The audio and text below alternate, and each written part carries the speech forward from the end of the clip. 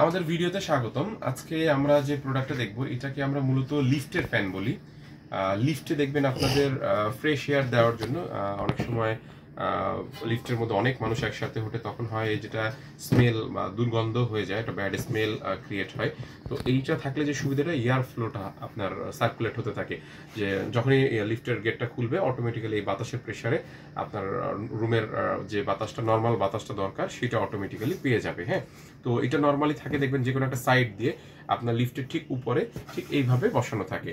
হ্যাঁ, তো এটার মূলত হচ্ছে বাতাসটা টানে, এই যে জালির মতো দেখা যাচ্ছে এই পিছন দিকে জালির এদিক দিয়ে বাতাসটা টানবে। এবং এইখানে খেয়াল করেন, আমি জানি না আপনারা বুঝতে পারছেন কিনা, কারণ পুরোটাই কালো বডি।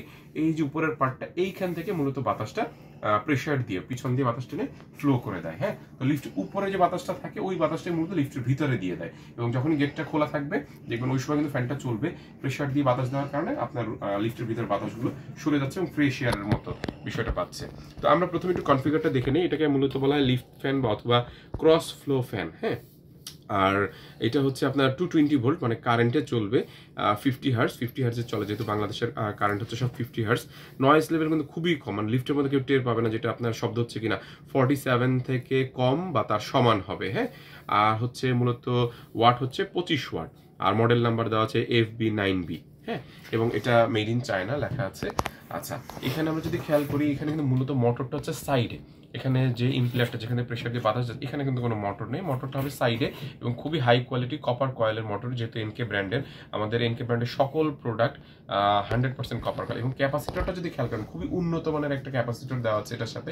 বডিতে আপনি ক্যাপাসিটরটা যদি খেয়াল করেন, মোটরের সাথে সাইড দিয়ে নাট দিয়ে ইনক্লুডেড করা। হ্যাঁ, আর আমি আপনাদের বাতাসটা একটু দেখানোর চেষ্টা করছি, যেহেতু ফ্যানটা হাতে দিতে পারছি না, আমি একটু ডাস্টার দিয়ে বোঝানোর চেষ্টা করবো। হ্যাঁ, ফ্যানটা কিন্তু আমাদের অন হয়ে গেছে এবং আমরা খুবই সাইলেন্ট একটা রুমে আছি। এখানে আমি জাস্ট একটা জড়ি দিয়ে দেখাচ্ছি, খেয়াল করবেন জড়িটা কিন্তু খুব পাওয়ারফুল এবং বাতাস কিন্তু জড়িগুলোকে উড়িয়ে ফেলছে। হ্যাঁ, একদম সাইড কর্নার থেকে শুরু করে মাঝখান থেকে একদম সাইড পর্যন্ত আবার টেনে নিয়ে যায়, কারণ নিচের পার্টটা থেকে আবার টানবে, যেহেতু আমরা একটা স্পেসিফিক জায়গা দেখিয়েছি যেখান থেকে বাতাসটা ফ্লো করে। হ্যাঁ, তো ডাস্টারটা দেখলে আপনি বুঝতে পারবেন এটা খুবই পাওয়ারফুল একটা প্রোডাক্ট। তো আপনাদের যাদের লিফটে গরমের সময় দেখবেন যে আসলে ফ্যানগুলো নষ্ট, লিফটের ওদের সাথে কথা বলবেন, ওরা যদি আপনাদেরকে ওইটা ম্যানেজ করে না দিতে পারে, অবশ্যই আমাদের এই প্রোডাক্টটা নিয়ে যাবেন। এবং মেজারমেন্টটা আমি একটু দেখিয়ে দিচ্ছি, কারণ অনেকে মেজারমেন্ট নিয়ে একটু কনফিউজ থাকে। ফ্যানটা হচ্ছে 25 ওয়াটের এবং আমরা মূলত নাটের মেজারমেন্টটা আপনাকে বুঝিয়ে দিচ্ছি। নাটটা হচ্ছে আপনার ঠিক যদি এমএমএ বলি আমি, 380 mm আছে। হ্যাঁ, 380 mm, এটা রাবার, এটা কিন্তু একটু ফ্লেক্সিবল। আপনি যদি খেয়াল করি, রাবারটা কিন্তু ফ্লেক্সিবল। আপনি 380 mm এর ঠিক মিড পয়েন্ট বরাবর এই নাট থেকে এই নাট আপনার স্ক্রু যেগুলো লাগানো থাকে, হ্যাঁ 380 mm এই নাটগুলো বসবে। মূলত এই নাটের মাপটাই হচ্ছে মূল মাপ, এটা হলো অটোমেটিক্যালি বসবে। আর এই জায়গাটাও হচ্ছে লিফটের সাইডে বসে, এটা নিয়ে কোনো খুব একটা সমস্যা হয় না। তো আমাদের ভিডিওটি দেখার জন্য ধন্যবাদ, আমাদের সাথে থাকবেন।